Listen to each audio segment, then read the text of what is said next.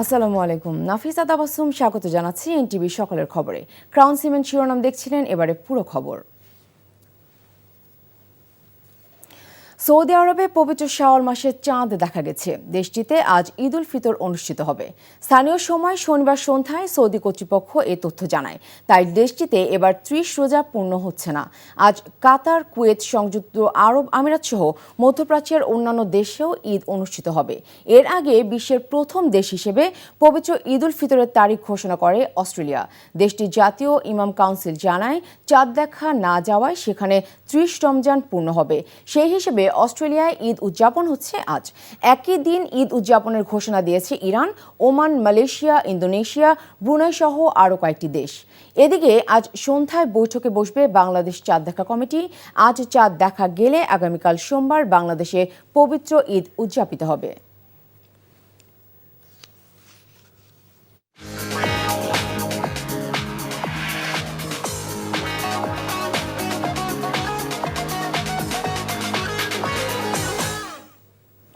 মার্কেটাইল bank অর্থনীতির খবর।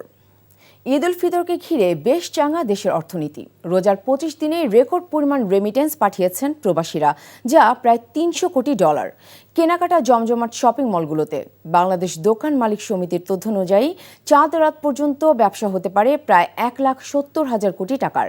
বিশ্লেষকরা বলছেন, জুলাই আগস্ট গণঅভ্যুত্থানে স্বৈরাচার শেখ হাসিনার পতন ও ক্ষমতার পালা বদলের প্রেক্ষাপটে অনেকটাই নুয়ে পড়া অর্থনীতিকে স্বাভাবিক অবস্থায় ফেরাতে সহায়তা করছে ঈদ কেন্দ্রিক ব্যবসা বাণিজ্য।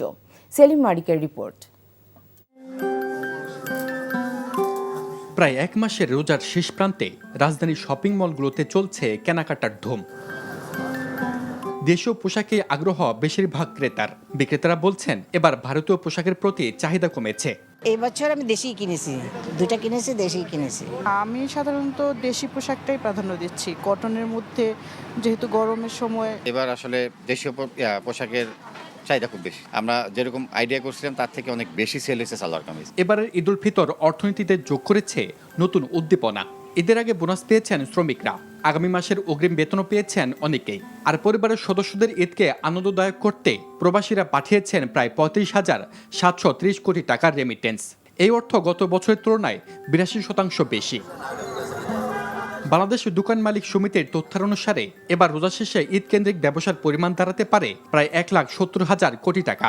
এর মধ্যে পোশাক কেনাকাটা হতে পারে প্রায় ৩৭,৪০০ কোটি। ক্ষুদ্র ও মাঝারি ব্যবসার পরিমাণ বাড়তে পারে প্রায় ৪০%। গত বছরের চেয়ে এবছর খুব ভালো হচ্ছে। আগে চাঁদা ছিল, চাঁদাবাজি ছিল, ওটা লাভ করার যা করতাম তা ওরাই খেলে দিত, কিন্তু এখন ওটা খাওয়ার মতো কেউ নাই। যা হয়েছে তাই লাভ হয়েছে আলহামদুলিল্লাহ। হয়তো 5% পর্যন্ত গ্রোথ হতে পারে, যেহেতু বাইরের যায়নি অনেকে, আমাদের এখানে কেনাকাটা করেছে, সেটার ফলাফলও কিছুটা এসছে। একটা বিষয় যদি আমাদের মনন ঠিক হয় যে দেশীয় পোশাকে দেশীয় উৎসব পালিত হবে, তাহলে আমাদের মনে হয় যে আমাদের দেশের জন্য এবং দেশীয় শিল্পের জন্য অনেক উন্নতি হবে সামনে। যাত্রী কল্যাণ সমিতির পরিসংখ্যান অনুসারে এবার প্রায় ৪ থেকে ৫ কোটি মানুষের ঈদ যাত্রা চাঙ্গা করে তুলেছে পরিবহন ব্যবসা। বিশ্লেষকরা বলছেন, এবারের ঈদ দেশের অর্থনীতিকে নিয়ে গেছে নতুন মাত্রায়। ঈদের এই ট্রানজ্যাকশনটা, ঈদের এই বিশাল বাজার, ট্রানজ্যাকশন এবং ফরেন রিমিটেন্স সব কিছু মিলিয়ে স্থানীয় বাজারে একটা অর্থনীতিতে একটা পজিটিভ ট্রেন্ড দেখা দেবে এবং আমাদের অর্থনীতিকে চাঙ্গা করার জন্য এটা একটা সুযোগ আমরা পেয়ে গেলাম এবং সম্ভবত আমরা পুরা জাতি এটা সঠিকভাবে ব্যবহার করেছে। ঈদে সুস্বাদু খাবার ও অতিথি আপ্যায়নে বেড়ে যায় সেমাই, মাংস ও মশলার চাহিদা। দোকান মালিক সমিতির তথ্যে এ খাতে এবার ব্যয় হতে পারে প্রায় ২৭,৫৫৫ কোটি টাকা। গবেষণা বলছে, ঈদে গরিব দুঃখী মানুষের মুখে হাসি ফোটাতে প্রায় ৪৯৫ কোটি টাকার ফিতরা প্রদান করেন রোজাদাররা। সেলিম মালিক, এনটিভি নিউজ, ঢাকা। কিশোরগঞ্জের শোলাকিয়া মাঠে দেশের বৃহত্তম ঈদ জামাতের প্রস্তুতি সম্পন্ন হয়েছে। এটি হবে ঈদ উল ফিতরের ১৯৮তম জামাত। নিরাপত্তা ব্যবস্থা জোরদার করা হয়েছে জানিয়েছে প্রশাসন। এদিকে দিনাজপুরে দেশের দ্বিতীয় বৃহত্তম ঈদ জামাত গড়ে শহীদ ঈদগাহে অনুষ্ঠিত হবে। বিস্তারিত আহমেদ শরীফের ডেস্ক রিপোর্টে। ঈদ উল ফিতরের জামাত ঘিরে জেলা ও পুলিশ প্রশাসন, র্যাব, সেনাবাহিনী সহ ঈদগাহ কমিটির কর্মকর্তাদের তৎপরতা ও দিনরাতের পরিশ্রমে নামাজের উপযোগী হয়ে উঠছে শোলাকিয়া ঈদগাহ ময়দান। সকাল 10টায় ঈদের জামাত পরিচালনা করবেন স্থানীয় বড়মাজার জামে মসজিদের খতিব মাওলানা আবুল খায়ের মোহাম্মদ সাইফুল্লাহ। মাঠে একসঙ্গে 3 লাখেরও বেশি মুসল্লি জামাতে অংশ নেবেন আশা করা হচ্ছে। যারা আসবেন মুসল্লি, যারা ঈদের জামাতে অংশগ্রহণ করবেন, তারা শুধু জায়নামাজ এবং মোবাইল ক্যারি করতে পারবেন। কোনো ধরনের ছাতা বা অন্য কোনো ধরনের ইলেকট্রনিক ডিভাইস নেওয়া যাবে না। এখানে সার্বিক নিরাপত্তার জন্য সিসি ক্যামেরার ব্যবস্থা করা হয়েছে। জেলা পুলিশ সুপার জানান, নিরাপত্তার চাদরে ঢেকে দেওয়া হবে পুরো মাঠ ও আশপাশ। মাঠে সাদা পোশাকে নজরদারি করবে বিভিন্ন গোয়েন্দা সংস্থার লোকজন। এরিয়াল সার্ভিলেন্সে থাকবে, আপনারা দেখছেন ড্রোন থাকবে, এছাড়া ওয়াচ টাওয়ার আছে, এছাড়া আমাদের বিভিন্ন জায়গায় তো আমাদের গোয়েন্দা নজরদারি থাকবে, এছাড়া আমাদের কুইক রেসপন্স টিম থাকবে। ময়মনসিংহ র্যাব 14 এর অধিনায়ক অতিরিক্ত ডিআইজি জানান, মুসল্লিদের নিরাপত্তা নিশ্চিত করতে মাঠে পর্যাপ্ত সংখ্যক র্যাব মোতায়েন থাকবে। ঈদ উল ফিতর উপলক্ষে সার্বিক নিরাপত্তা নিশ্চিত করতে গোয়েন্দা নজরদারি বৃদ্ধি করা হয়েছে র্যাবের পক্ষ থেকে। নিরাপত্তা জোরদার করতে অর্থোপেডিকের দায়িত্বপূর্ণ এলাকায় পর্যাপ্ত সংখ্যক র্যাব ফোর্স নিয়োজিত থাকবে। অন্যদিকে দিনাজপুরে দেশের দ্বিতীয় বৃহত্তম ঈদ জামাত গৌড়ে শহীদ ঈদগাহ মাঠে ঈদ উল ফিতরের নামাজ আদায়ের জন্য প্রস্তুত। এখন চলছে শেষ মুহূর্তের কাজ। শোলাকিয়ার পরেই এই মাঠে অনুষ্ঠিত হবে দেশের দ্বিতীয় বৃহত্তম ঈদের জামাত। দিনাজপুর জেলা প্রশাসন ও পৌরসভার আয়োজনে এখন চলছে ঈদগাহ মাঠ পরিষ্কার পরিচ্ছন্ন ও মাঠে ধোয়া মোছার কাজ। পর্যবেক্ষণ টাওয়ার ও নিরাপত্তা ব্যবস্থা সহ সব ধরনের প্রস্তুতি গ্রহণ করা হয়েছে। এখানে আমাদের একটা কমিটি করে দেওয়া আছে, সেই কমিটির লোকজন সেখানে আইন শৃঙ্খলা রক্ষাকারী বাহিনী সহ সেখানে প্রয়োজনীয় পদক্ষেপ নেবে। দিনাজপুরে গৌড়ে শহীদ ঈদগাহ মাঠে একসাথে ঈদ উল ফিতরের নামাজ পড়তে পারবেন কমপক্ষে লক্ষাধিক মুসল্লি। আহমেদ শরীফ, এনটিভি নিউজ ডেস্ক। ঈদযাত্রার খবর জানতে যাচ্ছি রাজধানীর কমলাপুর ট্রেন স্টেশনে। সেখানে আছেন সহকর্মী আরাফাত ইসলাম। আরাফাত, ট্রেনে যাত্রীদের ভিড় কেমন দেখছেন? সব ট্রেন কি নির্ধারিত সময় ছেড়ে যাচ্ছে?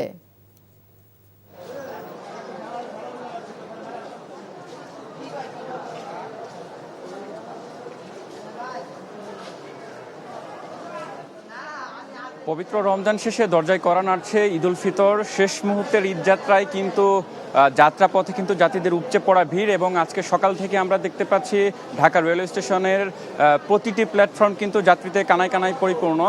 এবং এই মুহূর্তে যদি রেল স্টেশনের চিত্র দেখানোর চেষ্টা করি তাহলে দেখতে পাচ্ছেন অপেক্ষমান যারা যাত্রী তারা কিন্তু এখানে বসে আছেন। প্রতিটি প্ল্যাটফর্মে আমরা দেখতে পাচ্ছি কানায় কানায় পরিপূর্ণ রয়েছে যাত্রীতে, এবং প্রতিটি ট্রেনও কিন্তু সময় মতো ছেড়ে যাচ্ছে। অল্প কিছুক্ষণ আগেই দেওয়ানগঞ্জ বাজারের উদ্দেশ্যে তিস্তা এক্সপ্রেস নামে ট্রেনটি ছেড়ে গিয়েছে। সেটি ছাড়ার সময় ছিল সকাল 7:30। যাত্রী চাপের কারণে কিছুটা বিলম্বে 5 মিনিট দেরিতে সেটি 4 নম্বর প্ল্যাটফর্ম থেকে ত্যাগ করেছে।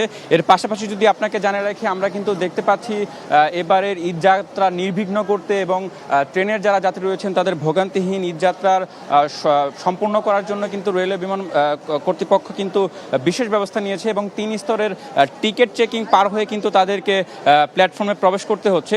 এবং যাত্রী সাধারণের সাথে আমরা কথা বলে জানার চেষ্টা করছিলাম তাদের সন্তুষ্টির কথা। তারা যেমনটি বলছেন, এবারের ঈদযাত্রা কিন্তু তারা নির্বিঘ্নে কিন্তু তারা বাড়ি ফিরতে পারছেন, এবং যেহেতু বিনা টিকিটে রেল ভ্রমণ নিষিদ্ধ করা হয়েছে এবং কড়াকড়ি আরোপ করা হয়েছে, তার ফলে কিন্তু টিকিট ছাড়া কিন্তু কেউ রেলে ভ্রমণ করতে পারছে না, যার ফলে অনেকটাই স্বাচ্ছন্দ্যে কিন্তু এবার তারা বাড়ি ফিরতে পারছেন, এবং তারা ধন্যবাদ জানিয়েছেন এবং বিশেষ ব্যবস্থা নেওয়ার জন্য।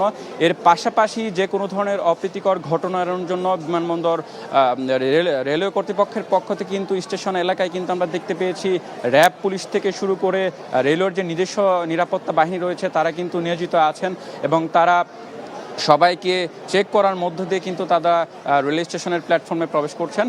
এবং আমাদেরকে রেলওয়ে স্টেশন থেকে যেটি জানানো হয়েছে, এ পর্যন্ত সকাল 7:30 পর্যন্ত 7টি ট্রেন কিন্তু ছেড়ে গিয়েছে।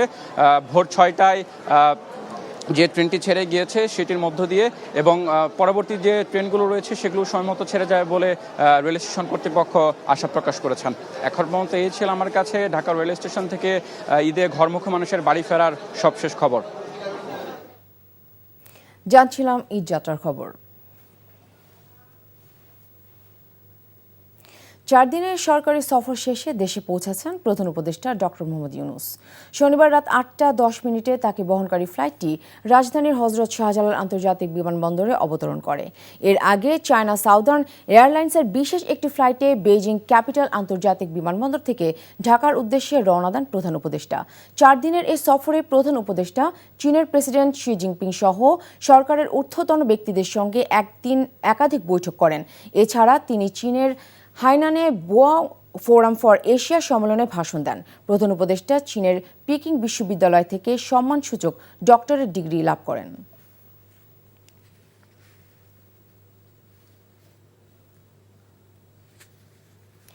আসন্ন ঈদ উল ফিতরের দিন মেট্রো রেল চলাচল বন্ধ থাকবে। শনিবার মেট্রো রেল পরিচালনাকারী প্রতিষ্ঠান ঢাকা ম্যাস ট্রানজিট কোম্পানি লিমিটেডের ভেরিফাইড ফেসবুক পেজে এ তথ্য জানানো হয়। তারা জানায়, গেল বছরের মতো এবারও ঈদের দিন মেট্রো রেল চলাচল বন্ধ থাকলেও ঈদের পরের দিন থেকে আগের শিডিউলে ট্রেন চলাচল শুরু হবে। রমজান মাসের জন্য যে শিডিউল করা হয়েছিল তা আর থাকবে না। এদিকে ঈদের কেনাকাটাকে কেন্দ্র করে মেট্রো রেলের স্টেশনগুলো গত কয়েকদিনে যে উপচে পড়া ভিড় ছিল তা পুরোপুরি কমে গেছে। কাউন্টারগুলোতেও তেমন ভিড় নেই। ঈদ ঘিরে সড়কে যানবাহনের চাপ বৃদ্ধি পাওয়ায় ভোলা লক্ষ্মীপুর রুটে ফেরি পারাপারে ভোগান্তির শিকার হচ্ছেন যাত্রীরা। পরিবহনের চাপে পরিস্থিতি সামাল দিতে হিমশিম খাচ্ছেন ফেরি স্টাফরা। অভিযোগ আছে, ঘাটে আইনশৃঙ্খলা বাহিনীর কোনো সদস্য না থাকায় ঘটছে হাতাহাতির ঘটনাও। ভোলা থেকে আফজাল হোসেনের রিপোর্ট। ভোলা লক্ষ্মীপুর ফেরিঘাটে যানবাহনের দীর্ঘ চাপ, পারাপারের অপেক্ষায় শতাধিক বাস, মিনিবাস, ট্রাক। খুলনা, বরিশাল সহ 21 জেলার সাথে সড়ক পথে যোগাযোগের অন্যতম মাধ্যম এই ফেরিঘাট হওয়ায় ঈদ এলেই চাপ বেড়ে যায় কয়েক গুণ। এতে চরম দুর্ভোগ পোহাতে হচ্ছে যাত্রীদের। 50 টাকার ভাড়া তারা 200 টাকা চাচ্ছে, 100 টাকার ভাড়া তারা 400 টাকা চাচ্ছে। জোর জুলুম করতেছে। সকাল 6টা বাজে রওনা দিয়েছি, এখন আইলাম, পুরা রাস্তা জ্যাম। তবে নিয়ম মেনে যানবাহন পারাপার হচ্ছে বলে দাবি করেন ইলিশা ফেরিঘাটের এই কর্মকর্তা। বর্তমানে আমার 156টা গাড়ি আছে ঘাটে বর্তমানে ওয়েটিং, এর মধ্যে 130টাই হচ্ছে তরমুজের গাড়ি। নির্ধারিত গাড়ি যে 12টা ট্রাকে সিরিয়ালের গাড়ি গেল কিনা এটা নির্দিষ্ট করতে হবে এবং এটা নির্দিষ্ট করে এবং নিশ্চিত করা হয়। আর ফেরিঘাটে দীর্ঘ অপেক্ষায় ক্ষতির মুখে পড়ছেন তরমুজ সহ বিভিন্ন নিত্যপণ্যবাহী যানবাহন। আমাকে কাঁচামাল আমরা 2-3 দিন বয়ে রয়েছি, আমরা ফেরি পাই না। কালকে ফেরি পাইছি রাইতে, এখন পর্যন্ত ফেরি তোরতাই নেই। ছোট গাড়ি এখন আইবো, এখন ফেরিতে ওঠে। আমরা 2-3 দিন বয়ে থাকি, আমরা কোনো সিরিয়াল নাই। সিরিয়াল মেনটেন করতে ওরা মনে করেন ফেরিতে উঠলে গাড়ি প্রতি 200 টাকা নেয়। ফেরি ভাড়া আমার যে স্লিপ দিছে, স্লিপে লেখা আছে হলো আপনার 2000 টাকা, নিচে হলো 2100 টাকা, ওখানে আরো 400 টাকা খরচ হয়েছে বাড়তি। ঈদে ঘরমুখী মানুষের ভোগান্তি কমাতে প্রশাসনের আরও কার্যকরী পদক্ষেপের আশা যাত্রীদের। NTV news desk.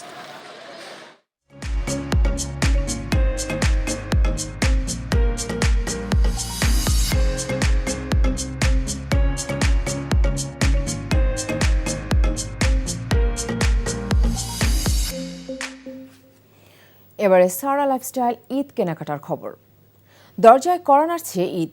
এই দিনে কাঁধে কাঁধ মিলিয়ে নামাজ আদায় করেন ধর্মপ্রাণ মুসল্লিরা। আর ঈদে নামাজের অন্যতম অনুষঙ্গ আতর, টুপি, জায়নামাজ, তসবিহ। তাই ঈদ কেনাকাটার শেষ মুহূর্তে এসব সামগ্রীর দোকানে ভিড় করছেন ক্রেতারা। রাজধানীর অলি গলি, ফুটপাত সহ বিভিন্ন জায়গায় দোকানিরা টুপি, আতর সহ বিভিন্ন সামগ্রীর পসরা নিয়ে বসেছেন। সাদরিনা খন্দকারের রিপোর্ট। নতুন টুপি, আতর ও জায়নামাজে ঈদের নামাজ আদায় ঈদ আনন্দ অনেকখানি বাড়িয়ে দেয়।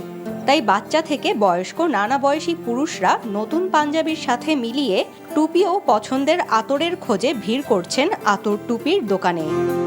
জামা কাপড় সহ অন্যান্য দরকারি সরঞ্জাম কেনা শেষে এখন প্রয়োজন শুধু নতুন টুপি, আতর আর জায়নামাজ। তাই ছোট থেকে বড়রা এখন এসব সামগ্রী কেনায় ব্যস্ত। 3টা জায়নামাজ পছন্দ হলো, আমি পিচ্চির জন্য, আমার জন্য, আমার ওয়াইফের জন্য 3টা জায়নামাজ। আতর নিয়ে নামাজ পড়তে সবসময় কমফোর্ট ফিল করি। আলহামদুলিল্লাহ সবই মোটামুটি কেনা হয়েছে, বাচ্চাদের জন্য জিনিস কিনলাম। দুই ছেলেকে নিয়ে আসলাম, ঈদের শেষ মার্কেটিং আর কি, লাস্ট তো টুপির একটা আয়োজন আছে। ঈদের নামাজে একসাথে যাবো, এই জন্য খুব খুশি লাগছে। এবার সব কেনাকাটা শেষ। রমজানের শেষে এসে বিক্রি নিয়ে মিশ্র প্রতিক্রিয়া জানিয়েছে বিক্রেতারা। আলহামদুলিল্লাহ এবার খুব ভালো বিক্রি হচ্ছে এবং মানুষ খুব আনন্দে আর স্বাচ্ছন্দ্যে কেনাকাটা করতেছে। দুপুরের পর থেকে আসরের আগ পর্যন্ত মানুষ থাকে, এরপর দেখা যায় মানুষ আর থাকে না। যারা মনে করবে যে বাইরের টুপি পরবে তারা বাইরের টুপি কিনে। চায়না তুর্কির জায়নামাজ সবচেয়ে বেশি, মানে তুর্কির জায়নামাজগুলো 400-500 টাকা হলো মিডিয়াম দাম, আর উপরের লেভেলে আছে 2000, 2500, 3000 টাকা। নতুন পোশাকের সাথে মিল রেখে নতুন টুপি, আতর, সুরমা পরে জায়নামাজ হাতে ঈদের নামাজে যাওয়ার আনন্দ আলাদা। আর এবার শিশুদের পছন্দ বিভিন্ন রঙের টুপি। অন্যদিকে সাদা ও হালকা রঙের টুপি বেশি পছন্দ করছেন বড়রা। দেশি পণ্যের পাশাপাশি তুর্কি, সৌদি আরব, চীন সহ পাকিস্তানি পণ্যের কদর রয়েছে এসব পণ্যের বাজারে। সাদরিনা খন্দকার, এনটিভি নিউজ, ঢাকা। এই ছিল সকালের খবরে। এই খবরের ভিডিও সহ আপডেট জানতে ভিজিট করুন এনটিভি অনলাইন www.ntvbd.com। এছাড়াও এনটিভির জনপ্রিয় সব অনুষ্ঠান ও খবরের আপডেট জানতে ভিজিট করুন আমাদের ইউটিউব ও ভেরিফাইড ফেসবুক পেজ। ধন্যবাদ সবাইকে।